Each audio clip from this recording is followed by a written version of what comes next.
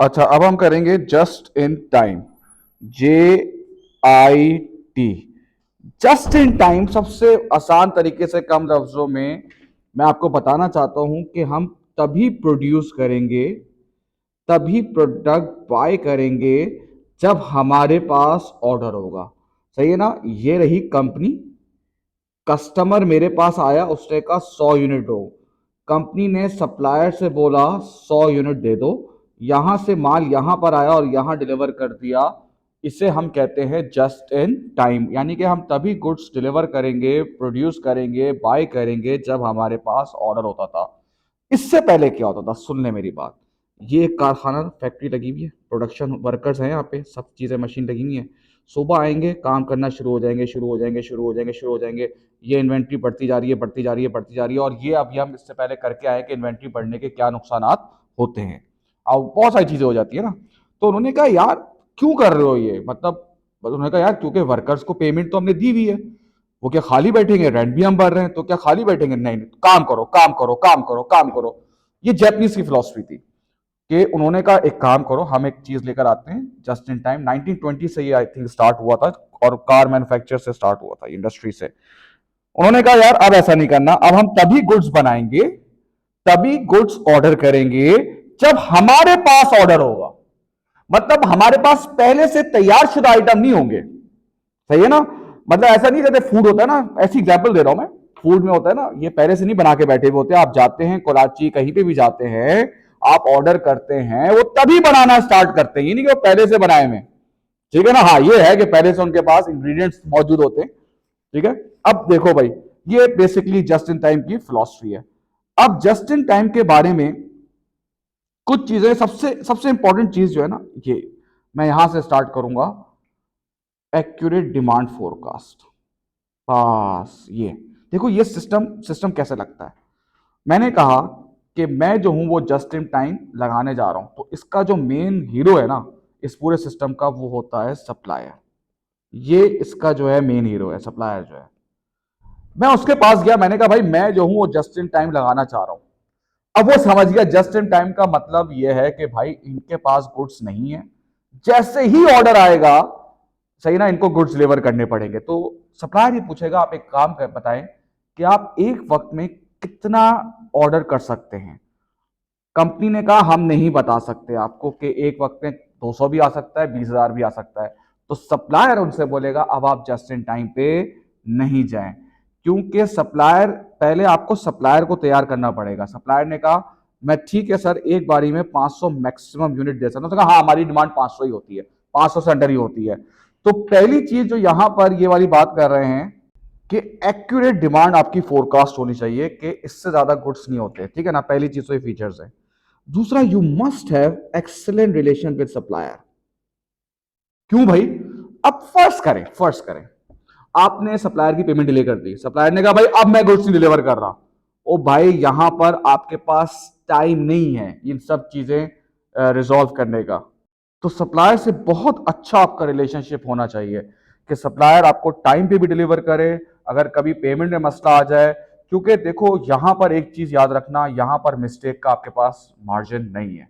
क्योंकि देखो और इंडस्ट्रीज में क्या होता है, यूनिट्स आपके पास पहले से पड़े हुए होते हैं, काम हो रहा होता है, तो आप वहीं से उठा के उसको डिलीवर कर देते हो। यहां पर आपके पास ज्यादा टाइम नहीं है। ठीक है ना?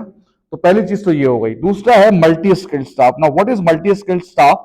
जो एक से ज्यादा मल्टी स्किल्ड होता है, काम कर सकता है। जैसे स्पेशलाइजेशन का अगर आपको याद हो, एक नुकसान होता है कि अगर बंदा छुट्टी कर ले तो काम रुक सकता है।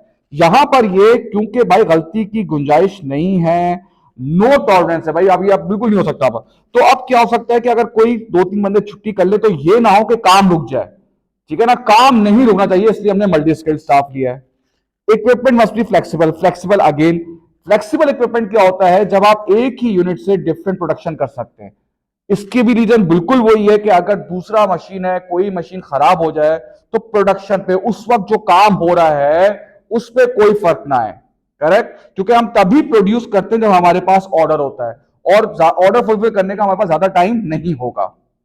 फिर excellent employ employ relationship. Same, order चल रहा है, एम्प्लॉय आ गए, सर हमें हमारी क्या नाम है पेमेंट बढ़ाओ। सर पेमेंट, अब आप निगोशिएशन हो रही है, नहीं सर हम स्ट्राइक पे जा रहे हैं। ओ भाई अगर ये सब चीजें आपकी ऑर्गेनाइजेशन में चल रही है ना फैक्ट्री में, तो आप जस्ट इन टाइम पर मत जाओ। ठीक है भाई। अब इसके फायदे नुकसान देख लेते हैं।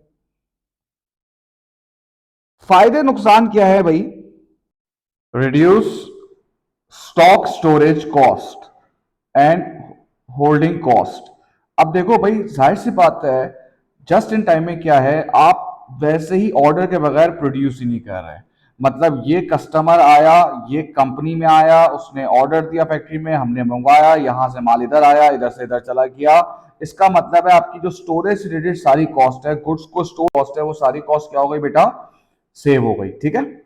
फिर less chances of stock becoming outdated. अब इसका इसका देखो मतलब क्या है, जितना ज्यादा स्टॉक होगा, आपने 6 महीने का स्टॉक खरीद लिया था, 6 महीने का स्टॉक आपने प्रोड्यूस कर लिया था, अगर अब ये आउटडेट हो गया, ठीक है ना, 6 महीने का जब आप ज्यादा स्टॉक रखते हैं तो आउटडेट होने के चांसेस बढ़ जाते हैं। अब हमने कोई चीज स्टोर ही नहीं की भी, तो इसी वजह से आउटडेट होने के चांसेस भी कम हो गए।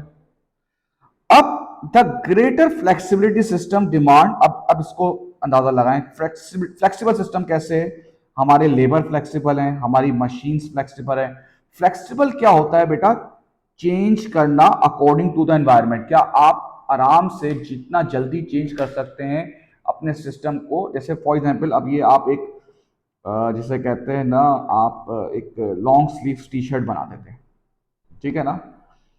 अब जैसे ही ऑर्डर आता था आप बनाते थे और उसको डिलीवर करते थे। एकदम से वहां पे बारिश हुई तो उन्होंने कहा इसके साथ आप हुडी इसको बना दो, पीछे जो कैप है ना वो भी दे दिया करो। अब जैसे ही समझे बारिश का मौसम आया, बारिश एकदम से ज्यादा होने लगी, तो ये डिमांड आने लगी। तो देखो कितनी जल्दी से हमने अपने सप्लायर्स को बोला कि आप इसमें ये ऐड कर देना। कितना आप जल्दी इसको फ्लेक्सिबल कहते हैं कि आप कितनी जल्दी जो एनवायरमेंट में चेंज आ रही है उसको आप रिस्पॉन्ड कर सकते हो की जो सारी। अब इसके नुकसान देखें जस्ट इन टाइम के, इंक्रीज डिलीवरी कॉस्ट। सर क्यों? क्योंकि देखो आप जब कम डिलीवर करोगे, कम मंगवाओगे, तो आपको बार बार डिलीवर करवाना पड़ेगा, जिसकी वजह से आपकी डिलीवरी कॉस्ट क्या हो गई? बढ़ गई। हर छोटे मोटे ऑर्डर की वजह से आपको 10 यूनिट का हो, 15 यूनिट को आपको सप्लायर से बार बार मंगवाना पड़ेगा, जिसकी वजह से आपकी डिलीवरी कॉस्ट बढ़ जाएगी। अब जितने ज्यादा ऑर्डर होते हैं उसकी एडमिन कॉस्ट बढ़ जाती है। देखो जैसे अगर मैं आपसे एक बात कहूं कि किसी भी कॉलेज, छोटा कॉलेज होगा उसमें एडमिन के कम बंदे होंगे क्योंकि स्टूडेंट्स कम है, बड़ा कॉलेज होगा तो उसके एडमिन के ज्यादा बंदे होंगे क्योंकि स्टूडेंट्स ज्यादा है। सेम ऐसे ही अगर ऑर्डर्स क्योंकि जस्ट इन टाइम में ज्यादा ऑर्डर होंगे तो ऑर्डर की एडमिन कॉस्ट बढ़ जाएगी, टाइम बढ़ जाएगा इसको मॉनिटरिंग करने में ऑर्डर्स के, कि कितने ऑर्डर हुए हैं, कितनी पेमेंट हो गई है, कितनी पेमेंट मजीद करनी है, कब ऑर्डर प्लेस करना है। इसे कहते हैं order administration cost. It takes time, time energy लेगा, आपकी कंजम्पशन होगा। अच्छा उसके बाद जाहिर सी बात है आप बल्क में नहीं खरीद रहे, आप स्मॉल क्वांटिटी में खरीद रहे हैं, तो आपका डिस्काउंट भी हो सकता है कम हो जाए। अब जो ये लास्ट टाइम है ना, ये लास्ट पॉइंट बड़ा अच्छा है। The reputation of the business depend significantly on outside factors such as, देखो कहते हैं काम अभी फिलहाल एक छोटी सी बात कर रहा हूं मैं इसको समझाने के लिए, काम वो करो जिसमें तुम्हें मेन तुम हो। जैसे एग्जांपल मैं आपको दे देता हूं कि आपने जो है वो एक बार्बर शॉप खोल ली, एक बंदा इन्वेस्टर था उसने बार्बर शॉप कर दिया, अब ये बंदा डिपेंडेंट है बार्बर पे। बात समझ में आई? अगर बार्बर छुट्टी कर ले या जो मेन बार्बर है इसका वही चला जाए तो उसके बिजनेस को फर्क पड़ जाएगा। जैसे मैं आपको एक एग्जांपल दे देता हूं, जैसे सीडर सीडर की एग्जांपल है ना। सीडर हमने कहा, ऐसी बात हो रही थी, तो देखो उन्होंने अपने हर सब्जेक्ट में ना एक डायरेक्टर उतारा हुआ है, ऐसा ही है। और वो क्यों उतारा हुआ है? तो कि वो इसलिए उतारा हुआ है कि यार कल कल को अगर कोई टीचर हमारा कोई और टीचर छोड़ जाए, कभी कोई मसला हो, तो एक बंदा हमारा ही हो जो सब्जेक्ट को संभाल सकता हो। सेम देखो अल्फा के भी आप देखो टीचर डायरेक्टर्स हैं।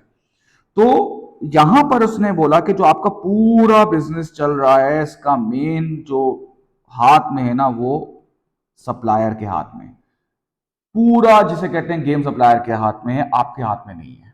तो आप बिजनेस कर रहे हो, कमा रहे हो, लेकिन मेन गेम जिस वक्त सप्लायर ऊपर नीचे हो गया आपको नुकसान या मसला हो सकता है।